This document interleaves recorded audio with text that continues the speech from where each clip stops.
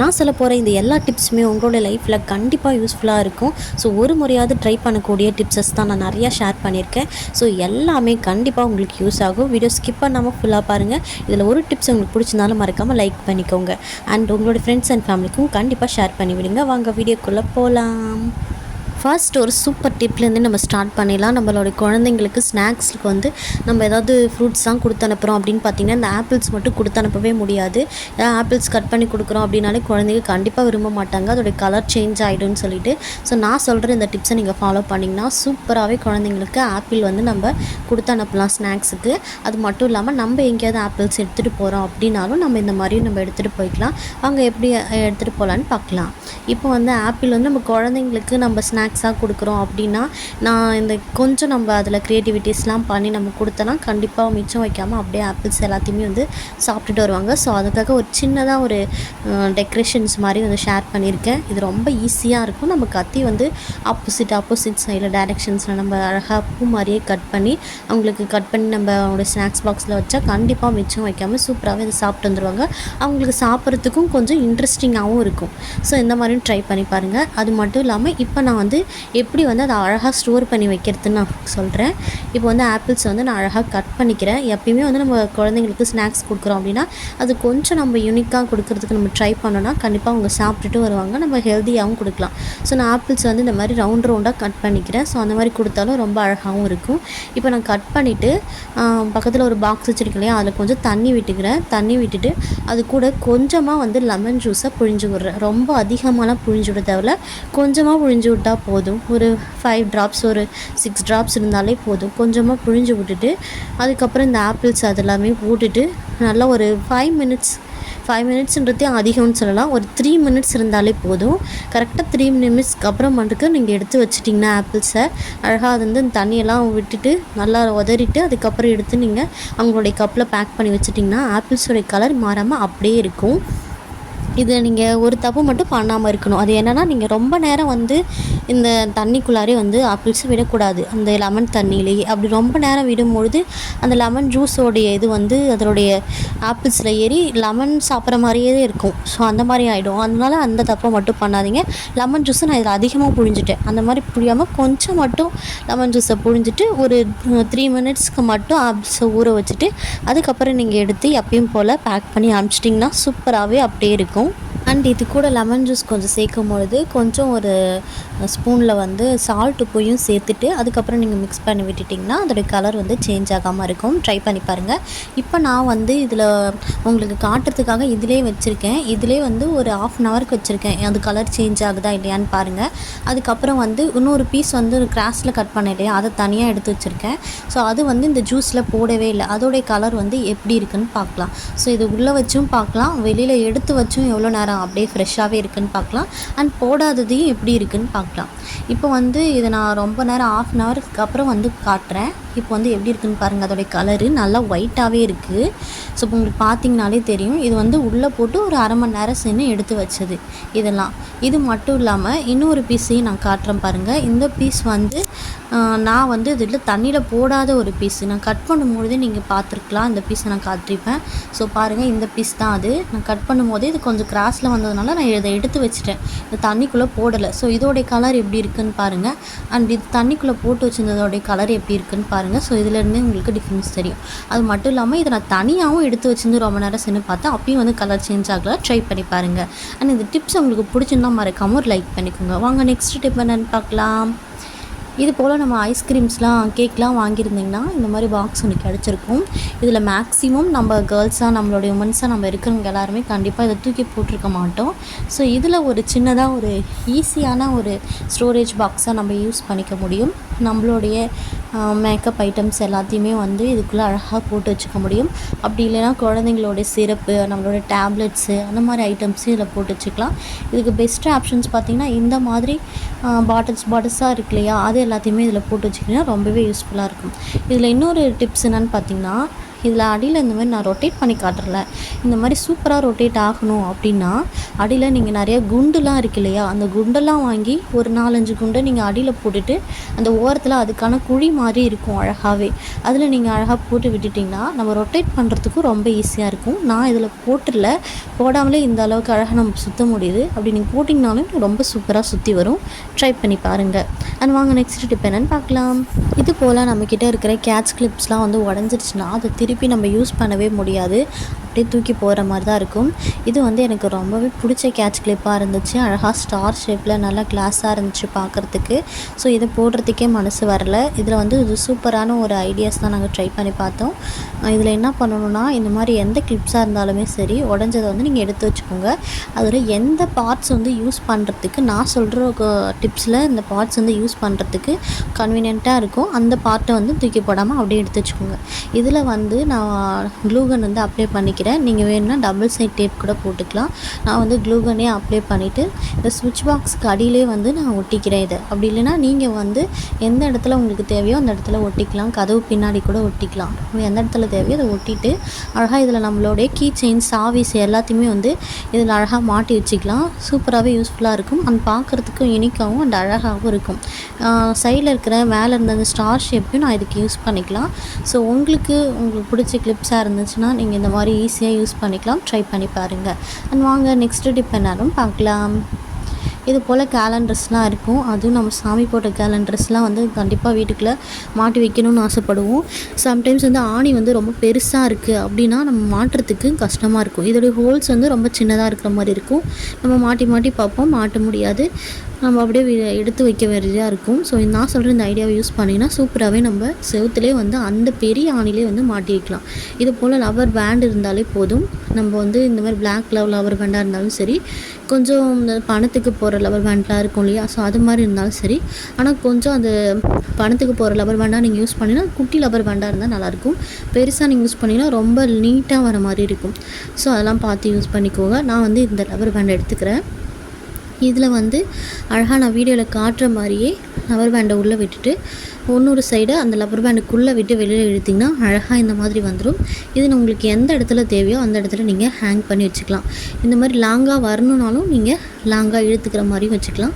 அப்படிலாம் அப்படி வேணும்னா திருப்பி இன்னொரு சுற்றுனிங்கன்னா உள்ளே வந்து லாக்காய் வர மாதிரி இருக்கும். ஸோ அப்படியே நம்ம யூஸ் பண்ணிக்கலாம். ட்ரை பண்ணி பாருங்கள். வாங்க நெக்ஸ்ட் டிப் என்னென்னு பார்க்கலாம். அண்ட் இந்த டிப்ஸ்லாம் உங்களுக்கு பிடிச்சிருந்தா மறக்காமல் லைக் பண்ணிக்கோங்க. அண்ட் வாங்க வீடியோஸை கண்டினியூ பண்ணலாம். இப்போ நம்ம ஏதாவது ஃபங்க்ஷன் கிளம்பிகிட்ருக்கோம் அப்படின்னு பார்த்திங்கன்னா, இந்த கம்பலில் சில டைம் வந்து வாஷர் வந்து காணாமல் போயிடும்.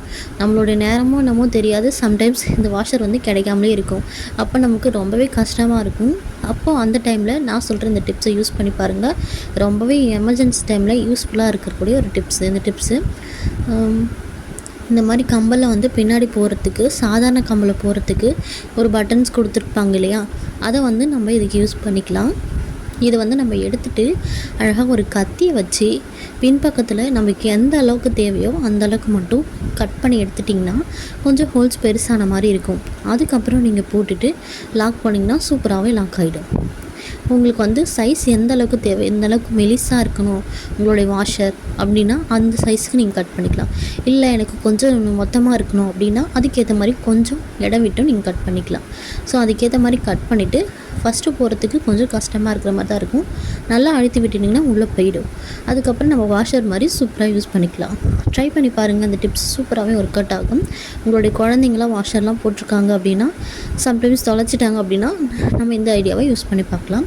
இந்த டிப்ஸ் உங்களுக்கு பிடிச்சிருந்தா மறக்காமல் லைக் பண்ணிக்கோங்க. அண்ட் இதை போல் நீங்கள் என்னென்ன யூனிக்காக இந்த மாதிரி டிப்ஸ்லாம் ஃபாலோ பண்ணிகிட்ருக்கீங்க அப்படின்னு கமெண்ட் பாக்ஸில் சொல்லுங்கள். எல்லாருக்குமே ரொம்ப ஈஸியாகவும் ஹெல்ப்ஃபுல்லாகவும் இருக்கும். அண்ட் வாங்க நெக்ஸ்ட் டிப் என்னென்னு பார்க்கலாம். இது போல் ஆயில் பாக்ஸ் நான் வச்சுருந்தேன். இந்த ஆயில் பாக்ஸை திருப்பியும் வந்து ரீயூஸ் பண்ணவே முடியல. இதில் ஆயில் போட்டாலும் உள்ளே வந்து போகிறதுக்கு ரொம்ப கஷ்டமாக இருந்துச்சு. அண்ட் அதோடைய கேப்புமே வந்து வீணாக போன மாதிரி ஆகிடுச்சு.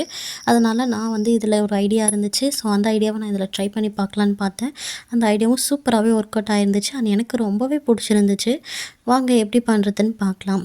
இதுக்கு மேலே இந்த மாதிரி நைஃபை வச்சு நம்ம கட் பண்ணுறதுக்கு ஒரு மார்க் வந்து போட்டுக்கிட்டேன். உங்களுக்கு எந்த ஷேப்பில் வேணுமோ அந்த ஷேப்பில் வந்து நம்ம போட்டுக்கலாம். நான் அழகாக போட்டுக்கிட்டேன். பென்சிலாலேயும் வந்து ஒரு சர்க்கிள் ஷேப்புக்கு வந்து போட்டுக்கிட்டேன், செமி சர்க்கிள் மாதிரி. அதுக்கப்புறம் வந்து கத்தி வச்சு கட் பண்ணலாம், ஈஸியாக கட் பண்ணிடலாம் அப்படின்னு நினச்சேன். பட் நான் நினச்ச அளவுக்கு வந்து இல்லை, ரொம்பவே ஸ்ட்ராங்காக இருந்துச்சு இந்த பாட்டில். இந்த பாட்டிலை கட் பண்ணுறதுக்கே ரொம்ப டைம் எடுத்த மாதிரி ஆயிடுச்சு.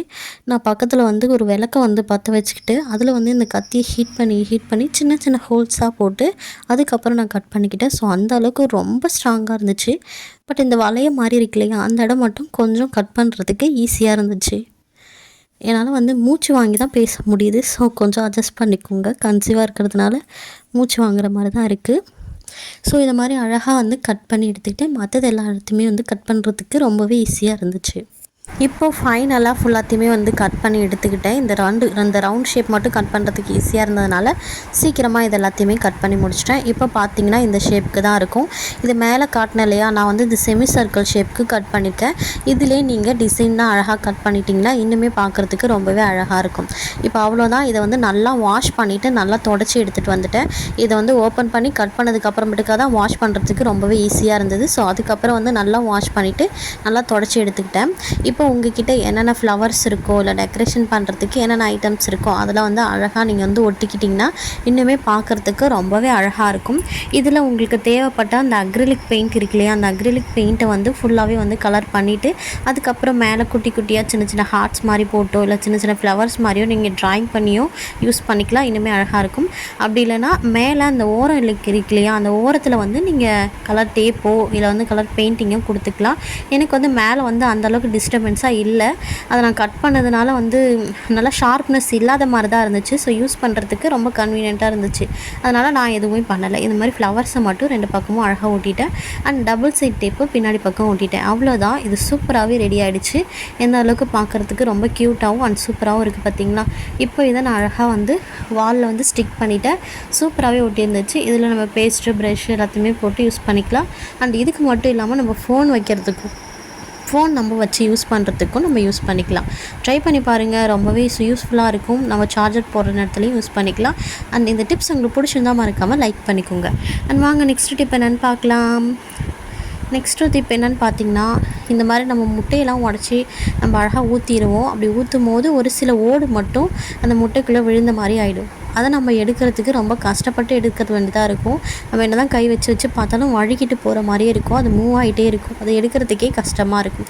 நான் சொல்கிற இந்த டிப்ஸை ஃபாலோ பண்ணி பாருங்கள். சூப்பராகவே ஒர்க் அவுட் ஆகும். இப்படி விழுந்த நேரத்தில் லைட்டாக பக்கத்தில் வந்து ஒரு தண்ணி வச்சுக்கிட்டு தண்ணியில் நம்ம கையை டிப் பண்ணி எடுத்துகிட்டு அதுக்கப்புறம் அப்படியே இந்த முட்டை ஓடு மேலே கை வச்சிங்கன்னா ஈஸியாகவே வந்து இந்த முட்டை வந்து ஒட்டாமல் கையில் எடுக்கிறதுக்கு அந்த ஓடெல்லாம் எடுக்கிறதுக்கு ஈஸியாக வரும்.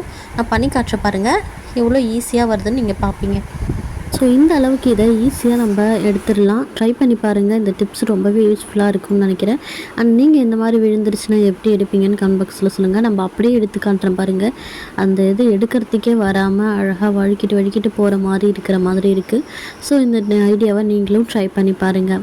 அண்ட் நெக்ஸ்ட்டு டிப் என்னான்ட்டு நான் சொல்கிறேன். இந்த டிப்ஸ் ரொம்பவே யூஸ்ஃபுல்லாக இருக்கும். நம்ம பனானா கேக்லாம் குழந்தைங்களுக்கு பண்ணித்தரோம் அப்படின்னா இந்த டிப்ஸை நீங்கள் ஃபாலோ பண்ணலாம். நம்ம எல்லா இன்க்ரீடியன்ட்ஸுமே போட்டுட்டு அதுக்கப்புறம் தான் வந்து நம்ம அரைச்சி எடுத்துக்குவோம். அப்படி பண்ணாமல் ஃபஸ்ட்டே வந்து இந்த முட்டையை போட்டுட்டு அதுக்கப்புறம் அதை நல்லா அரைச்சிட்டு அதுக்கப்புறம் நீங்கள் தேவையான இன்க்ரீடியன்ட்ஸ் எல்லாத்தையுமே போட்டுட்டு அப்புறம் நீங்கள் பிளெண்ட் பண்ணி நீங்கள் எடுத்துட்டிங்கன்னா ரொம்பவே ஈஸியாகவும் அண்ட் டேஸ்டியாகவும் இருக்கும். முட்டை நீங்கள் ஃபஸ்ட்டே முன்னாடியே அரைச்சிட்டிங்கன்னா ஈஸியாக இருக்கும். நான் இந்த முட்டை கூட கொஞ்சம் பனானா கொஞ்சம் நாட்டு சர்க்கரை சேர்த்துக்கிறேன். நீங்கள் தேவைன்னா ஹனி சேர்த்துக்கலாம். ஹனியை இப்போ கூட சேர்க்காமல் லாஸ்ட்டாக பேன் கேக் முடிஞ்சதுக்கு அப்புறமேட்டுக்கா போட்டு கொடுத்தது போதும் நம்ம சேர்த்துக்கலாம். அண்ட் 2 ஸ்பூன் கோதுமை மாவு சேர்க்குறேன். 2 ஸ்பூன் வந்து கோகோ பவுடர் சேர்த்துக்கிறேன். எல்லாத்தையுமே வந்து நல்லா அரைச்சி எடுத்துட்டிங்கன்னா சூப்பரான ஒரு பேஸ்ட்டு கிடைக்கும். இது அழகாக வந்து தோசைக்கெல்லாம் சிம்மில் வச்சுட்டு குட்டி குட்டியாக பேன் கேக்ஸ் மாதிரி ஊற்றிட்டு கொஞ்சமாக நம்ம எல்லாத்தையும் ஊற்றி முடிச்சதுக்கப்புறம் பார்த்திங்கன்னா ஃபஸ்ட்டு இருக்கிறது நம்ம சீக்கிரமாகவே வெந்திருக்கும். ஸோ இது வேகிறதுக்கு ரொம்ப டைம்லாம் எடுத்துக்காது. நம்ம எல்லாத்தையும் ஊற்றிட்டு நம்ம லாஸ்ட்டாக திருப்பி போட ஆரம்பிச்சிட வேண்டியதான். ஃபஸ்ட்டு நம்ம எதை ஊற்றணுமோ அதை ஒன்றா திருப்பி போட ஆரம்பிச்சிடலாம். ஸோ அவ்வளோதான். குட்டி குட்டியாக பேன் கேக்காக ஊற்றிட்டு இதுக்கு மேலே வந்து கொஞ்சமாக ஹனி சேர்த்து குழந்தைங்கிட்ட கொடுத்துட்டிங்கன்னா ரொம்ப சூப்பராகவே ரொம்பவே விரும்பி சாப்பிடுவாங்க. ட்ரை பண்ணி பாருங்கள். இது இன்னும் ட்ரை பண்ணி பாருங்கள். என்னுடைய சேனல் பார்த்துட்ருக்கவங்களுக்கு தெரியும், இது நிறைய டைம் வந்து நான் ஷேர் பண்ணியிருப்பேன். இது ஒரு சின்ன டிப்ஸ்க்காக ஷேர் பண்ணியிருக்கேன். உங்களுக்கு வேணும்னா நீங்கள் இதை ஃபாலோ பண்ணிக்கலாம். அண்ட் வாங்க நெக்ஸ்ட் டிப் என்னன்னு பார்க்கலாம்.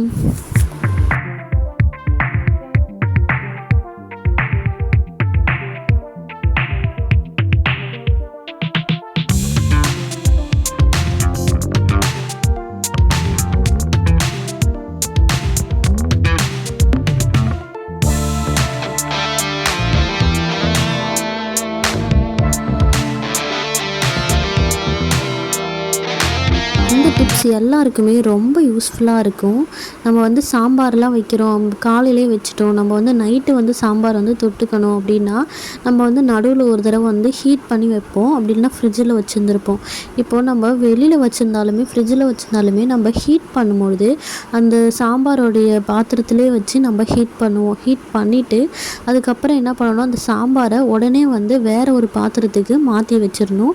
அப்படி மாற்றும் போது இந்த சாம்பாரில் இருந்த ஓரங்கள் எல்லாமே இருக்கு இல்லையா, அது ஃபுல்லாகவே வந்து வழித்து வந்து இதில் ஊற்றக்கூடாது. அப்படி ஊற்றுனீங்கன்னா சீக்கிரமாகவே வந்து சாம்பார் கெட்டு போன மாதிரி ஆகிடும்.